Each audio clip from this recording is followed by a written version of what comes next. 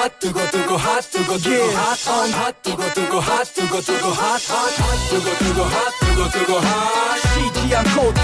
지역의 핫한 이슈 핫플 거기 어때 시간입니다. 이번 주 부동산 관련된 이슈는 김규정 한국투자증권 부동산 전문위원과 함께 짚어보도록 하겠습니다. 위원님 나와 계십니까?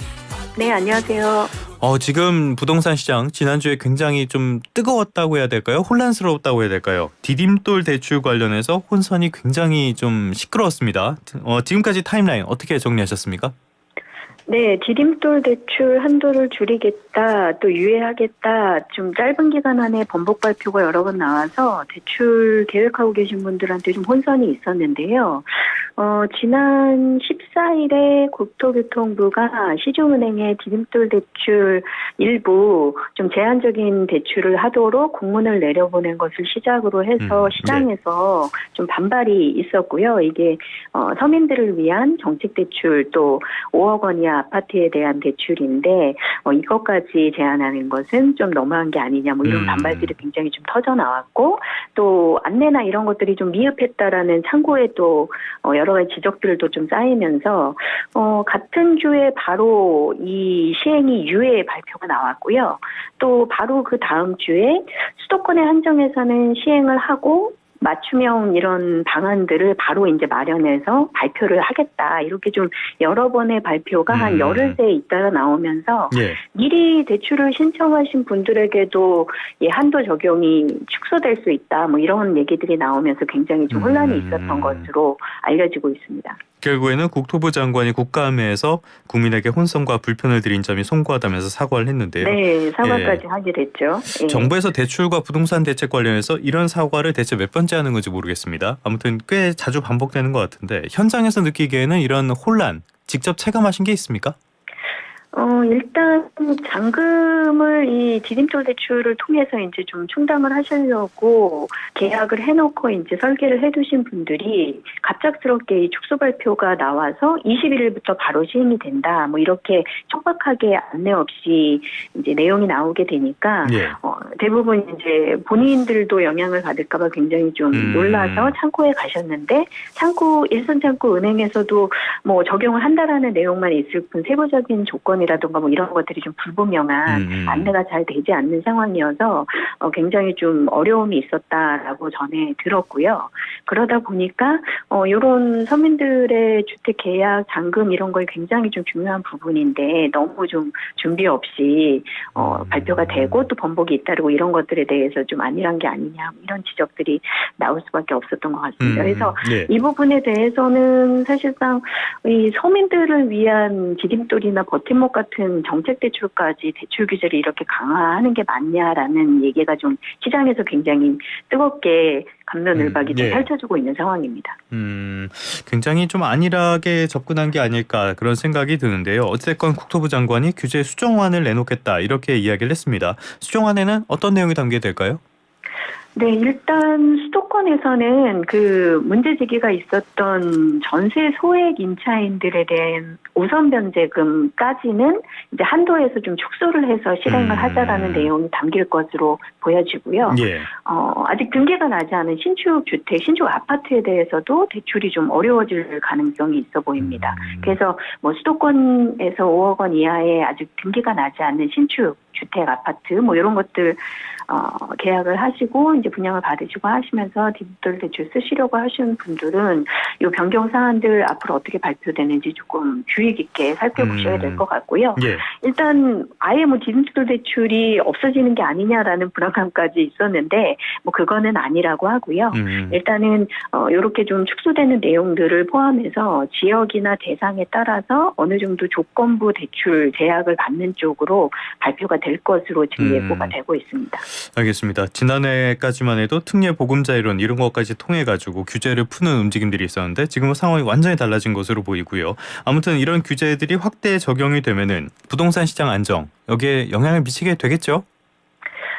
전반적으로는 계속해서 가계부채 관리를 하면서 대출 규제가 강화된다라는 이제 압력들이 시장에 가해지면서 수요자들의 심리적인 영향을 줄 것으로 보이는데 다만 시장에서는 최근에 이제 평가 의견은 이게 무주택 서민들 그중에서도 연소득 한 6천만 원 이하의 서민들이 수도권 한 5억 원 이하의 아파트 같은 것을 구입할 때 받으시는 정책 대출인데 네. 이것을 제한한다고 최근에 이제 상승 주도 지역이었던 서울의 고가 아파트 이런 데에 실질적으로 영향을 미치는 것인가 이런 대출까지 규제를 하는 것이 맞느냐 이런 의견들이 좀 많이 상대적으로 많이 나오고 있기는 합니다. 네. 그래서 실질적으로 이 디딤돌 대출 규제가 효과가 있는지는 좀 봐야 될 것 같고 혹여나 이전에도 이제 대출 규제 강화를 앞두고 규제가 되기 전에 빨리 서둘러서 대출을 받아서 그냥 집을 사야겠다라는 움직임을 보인 적도 있었기 때문에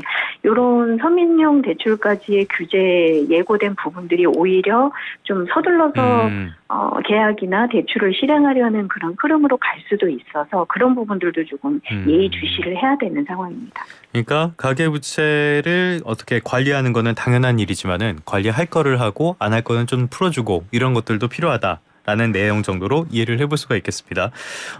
국정감사에 있었던 부동산 관련된 이슈 하나 더 짚어보도록 할게요. 지금 굉장히 시끄러운 거 사전 청약 이거 문재인 정부 때 도입이 됐던 거잖아요. 지금 본 청약을 포기한 사례가 계속 나오고 있다 그러는데 여기에 대해서 LH 사장이 대안을 내놨다 그러는데 어떤 게 있습니까?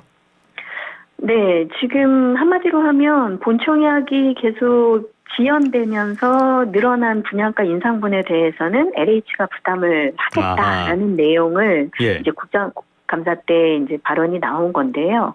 실제로 최근에 3기 신도시 본청약 들어간 인천 계양의 청약 사례들이 사전 청약보다 경쟁률도 굉장히 낮아지고 또 당첨되셨던 분들이 본청약을 포기하는 사례도 40% 이상 높게 나타나면서 일정이 지연되고 분양가가 급등한 것에 따른 문제 제기가 굉장히 많았었죠. 그래서 이것을 어떻게 좀 지원을 하거나 책임을 질 것이냐 뭐 이런 얘기가 있었던 건데 이 부분에 대해서 일단 본청약이 뭐 1년, 2년 지연되면서 늘어나게 된 분양가 인상분에 대해서는 LH가 책임을 지는 그렇다면 당초에 사전청약 당첨자들이 일단 협의를 받았던 본청약 당시 일정에 맞춘 기준으로 분양 가격을 산정해서 계약을 하는 것으로 일단 정리가 될 가능성이 있어 보입니다.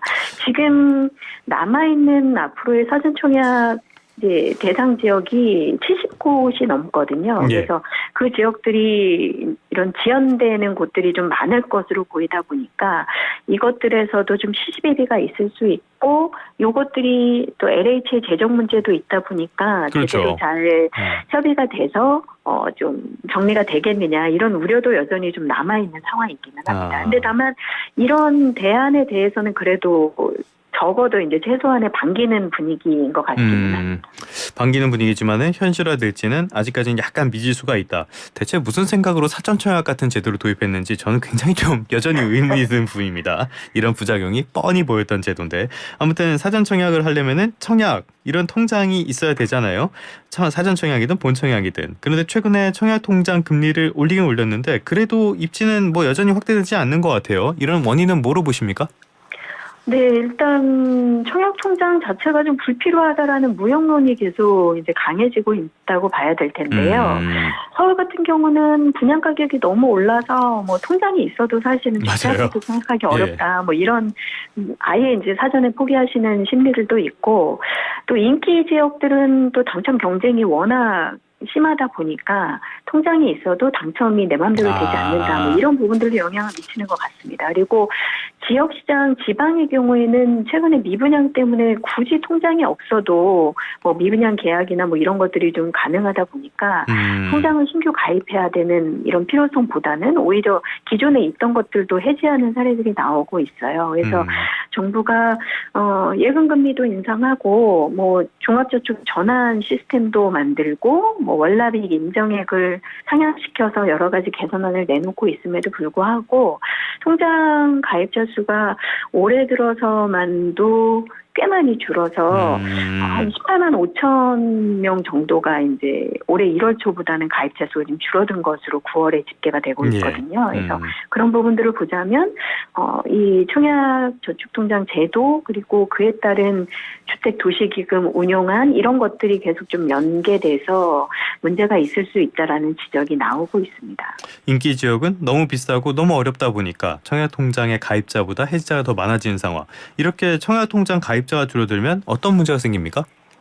네, 방금 말씀 나눈 것처럼 이 청약통장 가입 금액이 주택도시기금의 주요한 재원으로 현재 사용이 되고 있는데 이 주택도시기금을 이용해서 여러 가지 이제 주거복지 사업들을 실행하는 재원으로 사용을 하게 되죠. 그래서 임대주택을 LH가 공급을 한다던가, 뭐 도시재생 사업을 한다던가, 혹은 방금 초반에 말씀 나눴던 디딤돌 대출이나 버팀목 대출, 뭐 신생아 특례 대출 같은 정부가 지원하는 이런 재정 대출 사업에도 활용이 되고 있어서 이런 것들의 재원이 줄어들면서 복지 사업의 예산이 축소되거나 좀 실행이 어려워질 수도 있다라는 얘기들이 있고요. 전반적으로 이 저축통장의 이제 무용론 같은 것들이 계속 올라오면서 청약 이런 관련된 시스템이나 제도를 전반적으로 계속 손봐야 된다라는 얘기들이 나오고 있는 상황입니다. 개선 내지는 개혁이 좀 필요한 시점인 거는 확실히 맞는 것 같습니다. 부동산 시장 동향도 한번 살펴보도록 할게요. 지난주 부동산 가격 좀 동향이 어땠습니까? 네, 서울 지역이 계속해서 오름세를 유지하고는 있는데 주간 상승폭은 다시 또 축소가 되는 상황입니다. 최근에 이제 대출 규제가 강화된 이후에 전반적으로 거래 시장이 소강 상태를 보이면서 거래량이 크게 줄고 매물이 좀 쌓이는 지역이 늘어나고 있다라는 분석들을 이제 많이 들으셨을 텐데요. 서울의 이제 외곽권, 수도권 쪽을 중심으로 해서 가격 격차는 좀 벌어지고 거래 성사율도 좀 줄어들고 있는 상황이고요. 매물이 조금씩 적체된다라는 지역들이 나오고 있는 상황입니다. 다만 아직 이제 뭐 조금 둔화 양상이 엎치락뒤치락하기는 해도 전세 가격이 계속 오름세를 보이고 있어서 이런 흐름들이 계속 갈지는 좀 지켜봐야 된다는 분석들이 있고요. 또 상대적으로 고가의 강세 지역들 선호 투자 지역보다는 외곽 지역에서 매물이 좀 더 쌓이고 있는 상황이라서 이런 지역별 양극화나 차별화가 좀 심각해지는 상황에 대해서도 앞서 살펴본 여러 가지 조건별, 지역별 대출 규제 등과 맞물려서 좀 신중하게 분석하고 대응해야 된다라는 지적들이 나옵니다. 그렇다면 아직 전반적인 흐름을 가늠하기에는 좀 쉽지 않은 시기라는 말씀이신 건가요? 네, 아직은 주택에 대한 구입 이런 투자 심리라던가 혹은 내 집 마련 이런 것들에 대한 투자 심리가 완전히 꺾이거나 수요 시장이 완전히 이탈하거나 이런 상황은 아닌 걸로 보여지고 또 지역에 따라서는 신축 아파트 공급과 맞물린 아파트 전세 가격의 강세나 이런 것들이 계속 보여지고 있기 때문에 아직은 이런 거래 둔화 그리고 매물 적체가 계속돼서 가격이 크게 떨어질 가능성이나 이런 것들을 예단하기는 조금 섣부른감이 있는 것 같고요. 이러한 거래 둔화나 이런 것들을 토대로 해서 하반기에 좀 주택 거래나 이런 것들을 계획하셨던 분들은 적정 가격이나 대출 계획 이런 것들을 좀 한번 다시 검토를 하시고 계속 챙기셔야 되는 상황으로 판단이 됩니다. 알겠습니다. 굉장히 항상 그렇지만 어려운 시장이라고 생각을 할 수가 있겠고요. 또 하나 좀 뜨거웠던 지역, 저희 그 프로그램 제목에 맞게 핫플 지역 한번 짚어보면요. 최근에 서울시가 지상철도 모든 구간을 지하화하겠다 이렇게 밝혔잖아요. 이게 정말 가능할지는 잘 모르겠는데 벌써부터 기대를 품고 있는 지역들이 있는 것 같아요. 이게 어느 지역이 있습니까?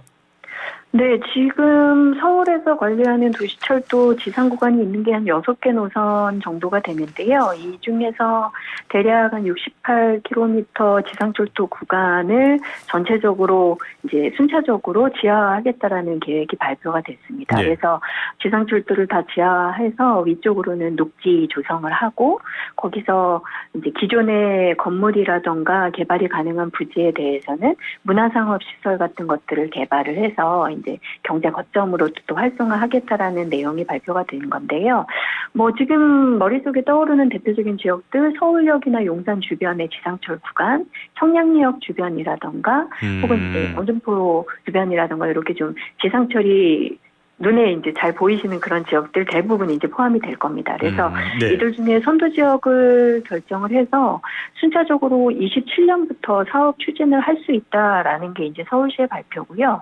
다만 이제 시장에서는 기하화하는데 사업 비용 추산된 현재 예산이 한 25조 6천억 정도로 서울시가 발표를 했는데 그 정도면 가능한 것인가, 예산 조달은 어떻게 할 것인가, 이런 거에 대한 질문들이 좀 나오고 있는 상황이고, 다만 근데 이런 게 되고 나면 최근에 이제 연남동 쪽에서 보셨던 그런 지상철도 정비를 하면서 생겼던 녹지 공간이나 새로운 이런 상업 구간들의 성장, 이런 것들을 보셨던 시민들의 경우에는 또 관심이나 또 기대를 하고 계신 것도 한편에서는 사실인 것 같습니다. 알겠습니다. 이 부분도 좀 상황을 지켜보면서 대응을 해 나가는 게 좋을 것 같습니다. 지금까지 김규정 한국투자증권 부동산 전문위원과 함께 부동산과 관련된 다양한 소식들 짚어봤습니다. 오늘 말씀 고맙습니다. 감사합니다.